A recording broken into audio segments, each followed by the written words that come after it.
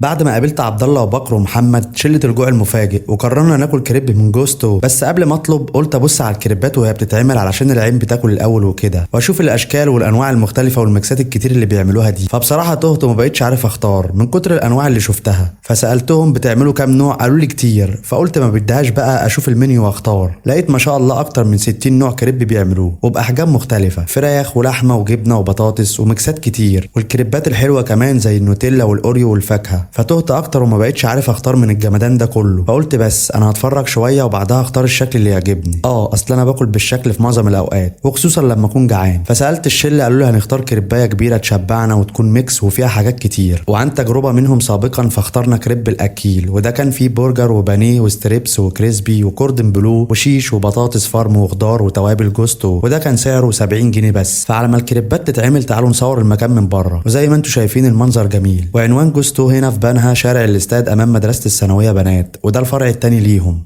وهنا بكر كان بدأ يهيس من الجوع وبيعمل حركات غريبة وهيتحول نينجا تقريبا، وبدأ يثبت لنا فعلا انه جعان لما قعدنا. انا جعان. هو جعان. انا جعان. وصلت الكريبات ونقول بسم الله ونفتح بهدوء علشان الكلام يروق ونشوف الحاجات الحلوة والجامدة دي. واثناء ما احنا بنشوف الكريبات وقبل ما ناكل سمعنا صوت بكر وهو بيقول يغرق فوق التراب يا حسيسي. وده لو هيدل على شيء فهيدل على جمدان الكريبات اللي خلت بكر يغني من كل قلبه بالشكل ده. انا مش عارف اصور وابين التفاصيل ولا اكل بسرعه ولا اعمل ايه. فقلت احسس عبد الله باهميه وجوده في الخروجه دي من ناحيه تانية غير الاكل. فقمت قايل له انا يا اسطى مش عارف ليه حاسس ان احنا في حته غلط، صح؟ من ناحيه ايه؟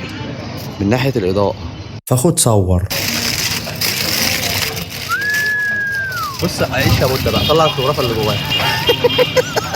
وهو ما صدق وفرح، لكن بعد شويه حس انه بينضحك عليه وكلنا بناكل وهو قاعد يصور. فقال لي خد ماليش دعوه اتعامل انت. فقشطه على فكره السيلفي جامد وربنا ما يحوجنيش لحد وكده. جامد. صورنا انا باكل القطه اصلا عشان نقول العيال دي متعاطفه مع الحيوانات.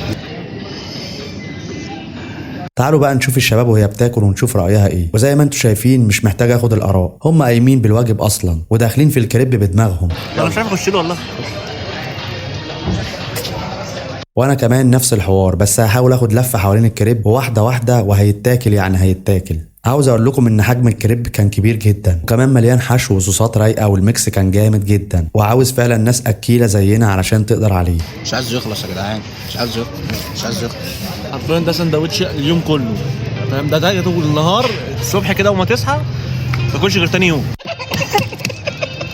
وزي ما كلنا بنستنى اخر حته في الكيمو كونو كمان بنستنى اخر حته في الكريب علشان بيكون فيها البهاريز كلها. وهنا لقيت البهاريز في الاخر عباره عن كوردن بلو ملفوفه بالتركي وحاجه في منتهى العظمه. والحمد لله الاكل طلع حلو وممتاز، واحب ان انا اجرب باقي انواع الكريب في جوستو علشان بجد اكلهم محترم وحلو موت موت.